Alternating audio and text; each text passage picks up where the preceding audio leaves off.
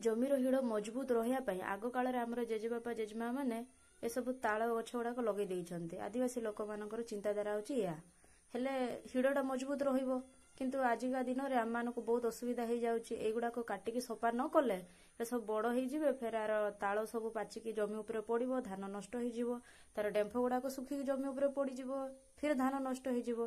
तेणुकर आमको एटा काटिया को पड़ुची। काटिकी न सफा कले धान भल हबो नाही। कौन करिया तम आड़े केमिति कोन करंती मु तो जानिनी, कमेंट करी जणाइबो। धान बुणिया पाई बोले ऑलरेडी गजा करा जायछि, तो आज बुणा हबो एटा।